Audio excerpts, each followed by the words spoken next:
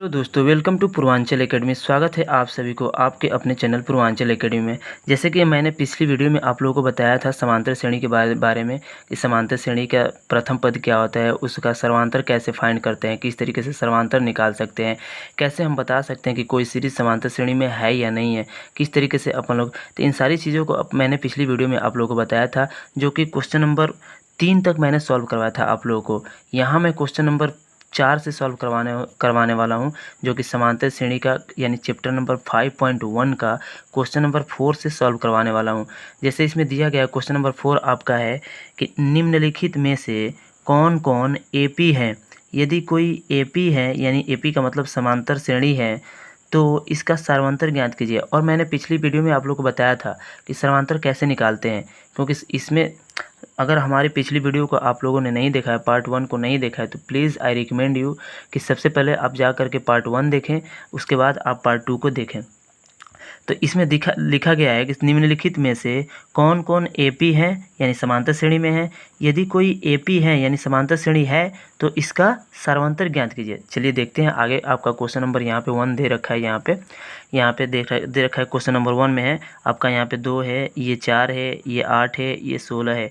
और इसको पहले फाइंड करना है, आपको चेक करना है कि क्या ये समांतर श्रेणी में है या नहीं है। ऐसे क्वेश्चंस को हम लोग पिछली वीडियो में भी किए थे, पार्ट 1 में भी किए थे, बट यहाँ पे भी आप लोग को बताने वाला हूँ। तो हम लोग किस तरीके से यहाँ पे बता सकते हैं कि ये समांतर श्रेणी में है या नहीं है। मैंने क्या बोला था, समांतर श्रेणी में है या नहीं है, किस चीज़ को कैसे डिनोट कर सकते हैं, किस तरीके से फाइंड कर सकते हैं। मैंने बोला था कि अगर किसी भी नंबर में उसके सेम संख्या को जोड़ करके उसकी अगली संख्या लिखा जाए, उसे हम समांतर श्रेणी कहते हैं। जैसे यहाँ पे देख सकते हैं, यहाँ पे 2 से अगर 4 की मैं बात करूँ तो यहाँ पे +2 हुआ है। यहाँ पे अगर 4 से मैं 8 की बात करूँ तो यहाँ पे +2 हुआ है। यहाँ पे अगर 8 से यहाँ पे यहाँ पे 4 हुआ है। यहाँ पे 8 से 16 की बात करूँ तो यहाँ पे कितना हुआ है, +8 हुआ है। मैंने क्या बोला था, डी अगर आपको सर्वांतर यानी डी का मान अगर निकालना होगा, डी का मान निकालने के लिए सबसे पहले मैंने बताया था आपको कि पिछली संख्या से अगली संख्या को घटा दीजिए। यानी 4 से अगर अपन 2 को घटाएंगे तो आपका निकल के आएगा 2। यानी सेम यानी समांतर यानी डी का मान निकालने के लिए कहीं से भी घटाएंगे तो उतना ही आना चाहिए। मैंने कहा कि चलिए 8 से अगर घटा के चेक करते हैं। 8 से यानी डी अगर निकालना हो तो 8 से अगर 4 को घटाएंगे तो यहाँ पे निकल कर आ रहा है आपका 4, यहाँ पे निकल के आ रहा है 2, यहाँ पे निकल के आ रहा है 4। यानी दोनों अलग अलग है ना। यहाँ पे डी का मान हमेशा सेम होना चाहिए, चाहे कहीं से भी घटाए, चाहे कहीं से भी आप घटाइए, वहाँ पे आपका डी का मान ऑलवेज सेम होना चाहिए। लेकिन यहाँ पे तो डिफरेंस दिख रहा है, यहाँ पे तो 2 आ रहा है डी का मान। यहाँ अगर 4 से 2 को घटाया तो यहाँ पे 2 आया है। अगर 8 से 4 को घटा रहा हूँ तो यहाँ पे 4 आ रहा है। और यहाँ पे अगर 16 से 8 को घटा के चेक करेंगे तो यहाँ पे डी का मान आपका 16 यानी कि 8 आ जाएगा। यानी बिल्कुल ये आपका समांतर श्रेणी में, पहले की समांतर श्रेणी में नहीं है। यह समांतर श्रेणी में नहीं है। जब समांतर श्रेणी में नहीं है तो हम इसका सर्वांतर भी नहीं निकालेंगे, क्योंकि जब जो भी सीरीज समांतर श्रेणी में होगी उसी को हम लोग सर्वांतर निकाल सकते हैं। दूसरा नंबर क्वेश्चन देखते हैं। दूसरा नंबर क्या है, किस तरीके से। जैसे यहाँ पे दे रखा है दूसरा नंबर क्वेश्चन, 2 है, यहाँ पे 5/2 है, 3 है, यहाँ पे 7/2 है। तो सबसे पहले हम इसको चेक करेंगे समांतर श्रेणी में है या नहीं है। तो डी का मान समांतर श्रेणी में चेक करने के लिए क्या करेंगे, सबसे पहले डी का मान निकालने के लिए चेक करेंगे। यहाँ पे 5/2 से घटाएंगे कितने को, 2 को। यहाँ पे बटे में 1 मान लेंगे। यहाँ पे अगर इन दोनों का एलसीएम लेंगे तो यहाँ पे होगा 2, यहाँ पे 5 - 4 होगा, यहाँ पे ये गुणा करेंगे तो यानी निकल के आएगा आपका 1/2। डेफिनेटली अगर इसमें से इसको घटाया तो ठीक है। यहाँ से भी घटा के चेक कर सकते हैं। तो अगर यहाँ से डी का मान घटाते हैं तो 3 में से घटाएंगे 5/2 को, तो घटाएंगे तो यहाँ पे 1 मानेंगे। दोनों का एलसीएम होगा कितना, 2। यहाँ पे हो जाएगा 6 - 5, यानी यहाँ पे भी आपका 1/2। यानी डी का मान सेम आ रहा है। यहाँ पे डी का मान क्या आ रहा है, सेम आ रहा है। इसलिए यही सर्वांतर है आपका।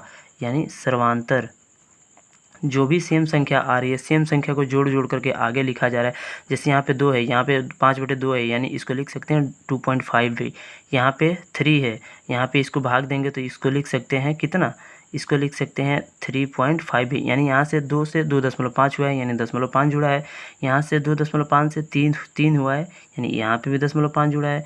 यहाँ से 3 से 3.5 हुआ है, यानी यहाँ पे भी प्लस 0.5 हुआ है। यानी कह सकते हैं कि ये समांतर श्रेणी में भी है, यानी कि समांतर श्रेणी में भी है। और जब समांतर श्रेणी में जो भी संख्या सेम संख्या को जोड़ा जा रहा है वही आपका क्या होगा, सर्वांतर होगा। यानी सर्वांतर आपका 1/2 हुआ और यह समांतर श्रेणी में भी है।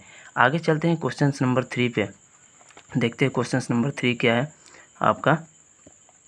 अब यहाँ पे बताने वाले हैं आपको, जैसे यहाँ पे 1.2 है, -1.2 है, -3.2 है, -5.2 है और यहाँ पे -7.2 है। इसके आगे आगे भी बहुत सारे नंबर्स हैं।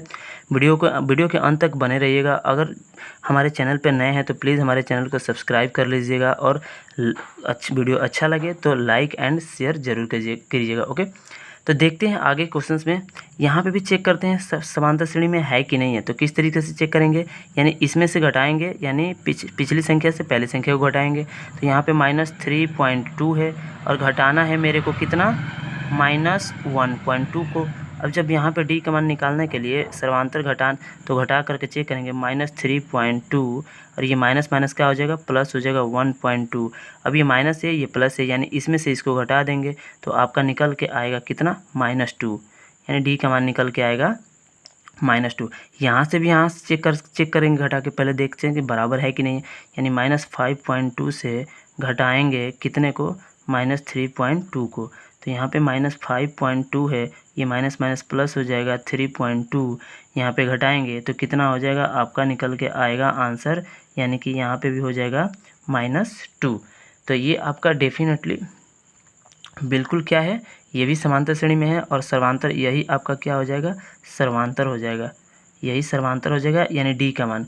यहाँ पे आगे चलते हैं क्वेश्चन नंबर 3 पे, देखते हैं क्वेश्चन नंबर 3 क्या है, 4 क्या है। यहाँ पे दे रखा है -10 है, -6 है, -2 है और यहाँ पे 2 है और डैश डैश डैश आगे है। यहाँ पे भी चेक करेंगे समांतर, यानी ये समांतर श्रेणी में है कि नहीं। समांतर श्रेणी में तो सबसे पहले डी का मान निकालेंगे। डी का मान कैसे निकालेंगे, यहाँ -6 से अपने को घटाना है कितने को, -10 को।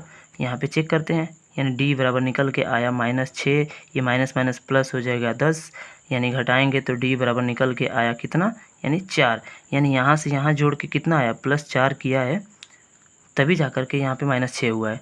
अब आगे देखते हैं, यहाँ से भी डी को घटाते हैं, यहाँ से इसको घटाते हैं, यानी -2 से आप घटाएंगे कितने को, -6 को। तो यहाँ पे -2 और माइनस माइनस प्लस यहाँ पे 6 हो जाएगा। यहाँ पे इसको घटाएंगे तो यानी आंसर आपका आएगा 4। यानी यहाँ पे भी सेम आ रहा है, यहाँ पे भी सेम आ रहा है, यानी ये तो आपका हो गया सर्वांतर और बिल्कुल आप कह सकते हैं कि यह समांतर श्रेणी में है, यह समांतर श्रेणी में है। आगे चेक करते हैं क्वेश्चन नंबर 5 पे, देखते हैं क्या है। क्वेश्चन नंबर 5 में यहाँ पे 3 है, यहाँ पे 3 + √2 है, यहाँ पे 3 + 2 √2 है, यहाँ पे 3 + 3 √2 है। इसके आगे देखते हैं कैसे निकालते हैं। सबसे पहले डी का मान निकालेंगे अपन सर्वांतर, यानी सर्वांतर निकालने के लिए इसके पिछली संख्या से अगले संख्या को क्या करेंगे, घटाएंगे। तो पिछली संख्या आपका है 3 + √2, इसमें से मुझको घटाना है कितना, यानी 3 को घटाना है। तो ये -3 और ये +3 का हो गया कैंसिल, यानी आपका बचा कितना, √2। यहाँ से भी चेक कर लेते हैं कि √2 आ रहा है क्या, यानी सेम आ रहा है क्या। घटाना है अपने को 3 + 2 √2 को, यहाँ पे घटाना है -3 + √2 को। देखते हैं कैसे हो रहा है। तो यहाँ पे 3 + 2 √2, ये माइनस हो जाएगा 3, ये माइनस हो जाएगा √2। यहाँ से घटाएंगे तो -3 और +3 क्या हो गया, कैंसिल हो गया। यहाँ पे घटाएंगे 2 √2 में से, यहाँ पे कुछ नहीं है तो यहाँ पे 1 रहता है, तो 2 √2 में से 1 √2 घटा, तो यानी यहाँ पे भी आपका आंसर आया क्या, √2। यानी डेफिनेटली डी का मान बराबर हो रहा है, तो यह समांतर श्रेणी में है। पहली बात की है तो समांतर श्रेणी में है और इसका सर्वांतर क्या होगा, यही आपका सर्वांतर हो जाएगा, सर्वांतर, यानी डी का मान यही है, यानी √2, और ये बिल्कुल आपका समांतर श्रेणी में है। अगली संख्या को देखते हैं। अगला क्वेश्चन आपका क्या है, 0.2 है, यहाँ पे 0.22 है, यहाँ पे 0.222 है, यहाँ पे 0.2222 इस तरीके से आया गया है। क्या इसको चेक कर सकते हैं? पहले डी का मान निकाल करके कैसे हो रहा है कि डी का मान सेम आ रहा है कि नहीं। डी का मान सबसे पहले निकालेंगे, यहाँ पे 0.22 में से घटाएंगे 0.2 को, यहाँ पे जब घटाएंगे तो कितना आंसर निकल के आएगा, घटा के देख लेते हैं अपन। तो यहाँ पे आपका आएगा, यानी लिख सकते हैं यहाँ पे 0.2 को यहाँ पे घटाइए 0 पॉइंट कितने को 2 को घटाइए, यहाँ पे 2, यहाँ पे 0 ले सकते हैं।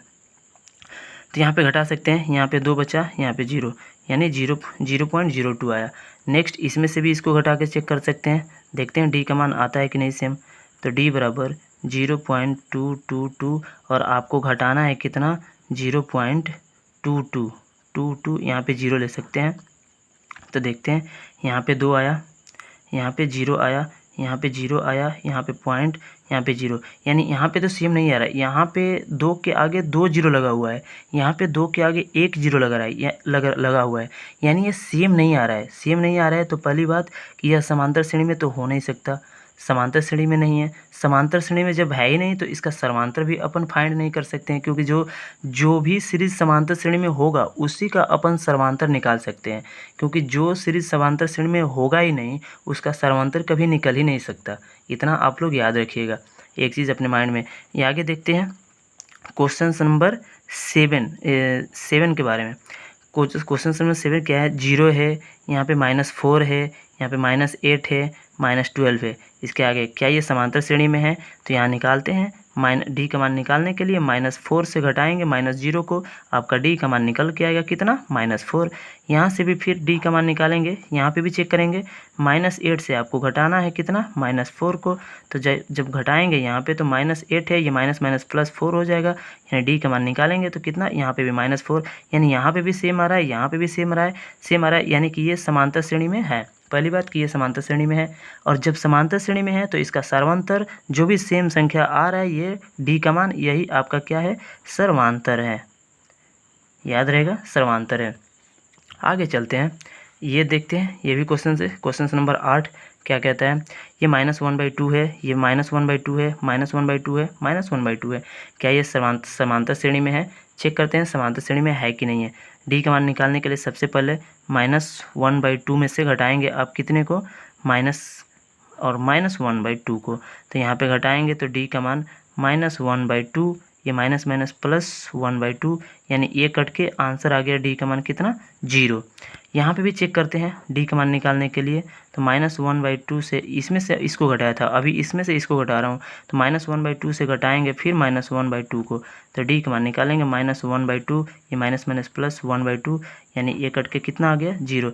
यानी यहाँ पे भी डी का मान 0 आ रहा है, यहाँ पे भी डी का मान 0 आ रहा है, यानी सेम आ रहा है। पहली बात कि ये समांतर श्रेणी में है, और जब समांतर श्रेणी में है तो इसका सर्वांतर डी का मान कितना आएगा, यानी 0 आएगा। ठीक है, इस तरीके से आप क्या कर सकते हैं, निकाल सकते हैं।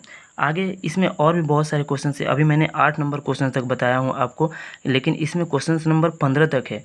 15 क्वेश्चन से खुद से भी आप घर से लगा सकते हैं, और मैं आगे आपको और बताने वाला हूँ। यहाँ पे मैं अब आपको बताऊँगा, यहाँ पे समांतर श्रेणी के चैप्टर नंबर 5.2 जो कि बहुत ही इंपॉर्टेंट रोल पर रहता है। इस तरीके के क्वेश्चंस आपको हमेशा देखने को मिलते हैं आपके एग्जाम में। तो देखिए, मैं क्वेश्चन नंबर 5.2, यहाँ पे चैप्टर 5.2 स्टार्ट हो रहा है। क्वेश्चन नंबर 1 क्या है, जो कि आपको कहता है कि निम्नलिखित सारणी में रिक्त स्थानों को भरिए, जहाँ एपी का प्रथम पद ए सर्वांतर डी और एनवा पद एन है। यहाँ पे आपका एक चित्र दिया हुआ है, यहाँ पे आप देख सकते हैं, आपके बुक का ही सवाल है, जो कि यहाँ पे ए है, ए जो कि आपको बोलते हैं प्रथम पद, इसको बोलते हैं, यानी डी यानी जिसको सर्वांतर बोलते हैं, जिसको इंग्लिश में कॉमन डिफरेंस कहते हैं। एन यानी आपका एन जो आपका नंबर दिया रहता है, ठीक है, कितना जो भी नंबर ऑफ टर्म्स रहता है, ये ए एन है, यानी आपका एनवा पद है। ठीक है, तो यहाँ पे ए का मान, पहला क्वेश्चन यहाँ पे देखिए, ये क्वेश्चन नंबर 1 है, ये 2 है, ये 3 है, ये 4 है, ये 5 है। इसमें 5 क्वेश्चन दिया हुआ है, जिसमें क्वेश्चन नंबर 1 की बात करूँ तो ए का मान दिया है 7, डी का मान दिया है 3, एन का मान दिया है 8। इसमें ए एन का मान आपको क्या करना है, फाइंड करना है। ठीक है, तो कैसे निकाल सकते हैं, अगर क्वेश्चन नंबर 1 की अपन बात करें तो यहाँ पे ए बराबर दिया हुआ है आपको कितना, 7, डी बराबर दिया हुआ है कितना 3, और देखते हैं क्या दिया है एन का मान, एन बराबर दिया हुआ है 8, और ए एन का मान निकालना है। तो कैसे निकाल सकते हैं, यानी ए एन एनवा पद यानी ए एन का सूत्र होता है ए एन बराबर A plus N minus 1 into D. मैंने पिछली वीडियो में भी आप लोगों को बताया था ये फार्मूला होता है। इस फार्मूले की सहायता से आप बिल्कुल ए एन का मान फाइंड कर सकते हैं। कैसे कर सकते हैं, तो ए एन बराबर ए के जगह हम रखेंगे कितना 7 दिया हुआ है तो 7 रखेंगे, प्लस एन का मान कितना दिया हुआ है 8, तो यहाँ पे 8 रखेंगे, माइनस 1 है तो 1 कर देंगे। डी के जगह डी का मान कितना दिया हुआ है 3, यहाँ पे 3 कर देंगे। अब आंसर आपका निकल के आएगा, देखिए ए एन बराबर ये 7 हो जाएगा, प्लस ये 8 में से 1 जाएगा तो 7, 7 में 3 से गुणा करेंगे ना, ये 7 गुणे 3 हो जाएगा। यहाँ पे आप देख सकते हैं ए एन बराबर कितना हुआ 7 प्लस 7 का 21, यानी ए एन का मान जोड़ देंगे तो 21 और 7 कितना हो जाएगा आपका 28। ये आपका आंसर हो गया।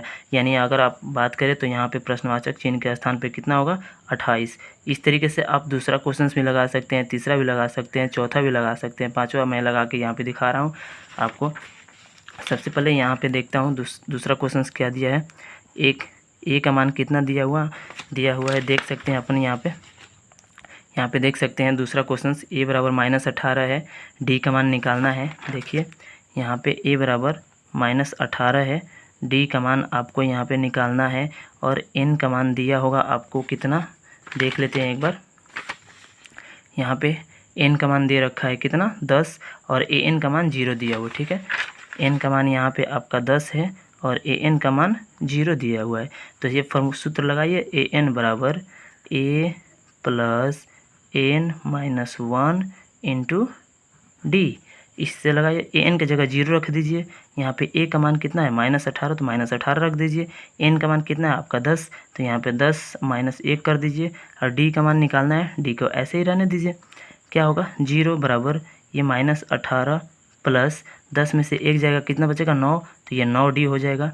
18 को इधर लाएंगे तो क्या हो जाएगा प्लस हो जाएगा, यानी 18 बराबर 9 डी।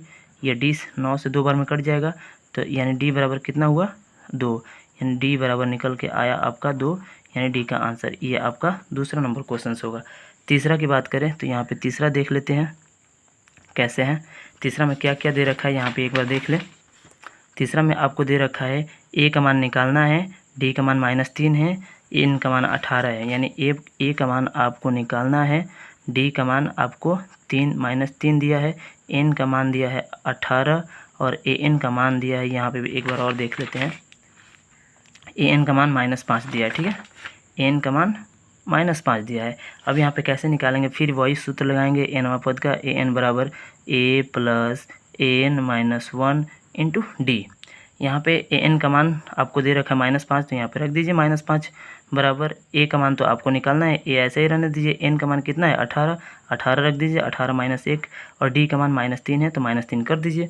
अब यहाँ पे देखते हैं -5 बराबर क्या होगा, ए प्लस 18 में से 1 गया कितना 17, 17 में -3 से गुणा करेंगे तो 17 तिया 51, यानी -51 होगा। -51 यानी -5 बराबर ए, ये प्लस माइनस क्या हो जाएगा -51। अब 51 को इधर लेके आएंगे तो -5 अब प्लस 51 हो जाएगा, बराबर क्या होगा ए। अब 51 से 5 घटा देंगे, कितना बचेगा आपका, तो ए बराबर निकल के आएगा यानी 46। ठीक है, ये आपका राइट आंसर होगा। अब आगे देखते हैं, एक और क्वेश्चन आपका बचा हुआ है, क्वेश्चन नंबर 4 क्या है, इसको एक बार देख लेते हैं। 5 क्वेश्चन से जो कि मैं आप अगर देखते हैं यहाँ पे ए का मान -18.9 है, ए बराबर दिया हुआ है -18.9, एन डी बराबर दिया हुआ है कितना, डी का मान दिया हुआ है 2.5, और एन का मान निकालना है, डी का मान दिया हुआ है 2.5, एन का मान आपको यहाँ पे निकालना है, और ए एन का मान दिया हुआ है एक बार और देख लेते हैं। ए एन बराबर दिया है 3.6, यानी ए एन बराबर 3.6। फिर आप यहाँ सूत्र लगा सकते हैं, ए एन बराबर क्या होगा A plus N minus 1 into D. अब यहाँ पे ए एन के जगह 3.6 बराबर ए का मान -18.9 प्लस n का मान क्या होगा नहीं पता है मेरे को, n का मान निकालना है तो n-1 ऐसे ही रहने दीजिए, d की जगह कर दीजिए 2.5। अब यहाँ पे 3.6 18 इसको लेके आ जाइए इधर, माइनस है तो प्लस हो जाएगा 18.9 बराबर बचेगा यहाँ पे क्या, यहाँ पे देखते हैं बराबर में क्या बच रहा है। तो यहाँ पे 2.5 में n से गुणा करेंगे तो 2.5 n और माइनस 2.5 हो जाएगा। ठीक है, इसको जोड़ देंगे 18 और 3 कितना हो जाएगा 9 6 15 का 5 पॉइंट होगा यहाँ पे 8 और 3 11 11 1 12 यानी 2 1 1 2 कितना हुआ 22.5 बराबर इधर बचा 2.5 n माइनस 2.5। इसको अगर चाहे तो फिर इधर लेके आ जाएंगे 2.5 को, तो यहाँ पे है आपका 22.5, ये माइनस है तो हो जाएगा प्लस 2.5 बराबर इधर हो जाएगा 2.5 n। अब इधर जोड़ देंगे 5 5 10 का 0, 2 2 4 1 5 और 2 की 2 यानी आपका 25 हो गया बराबर ये है 2.5 n। अब यहाँ n बराबर डायरेक्टली आप कर सकते हैं 25 बटा में 2.5, दशमलव हटाने के लिए ऊपर नीचे 10 से गुणा कर दीजिए यहाँ पे, तो ये हो जाएगा 250 250 नीचे हो जाएगा कितना आपका 25, ये कटा देंगे कितने बार में 10 बार में, यानी n का मान आपका निकल के आया यहाँ पे कितना n बराबर 10 इज द राइट आंसर। ठीक है, तो इस तरीके से आप एक और भी क्वेश्चन है यहाँ पे देख सकते हैं, ये क्वेश्चन नंबर 5 जो खुद से आप बना सकते हैं और आगे मैं आपको अगली वीडियो में बताने वाला हूँ इसके क्वेश्चन नंबर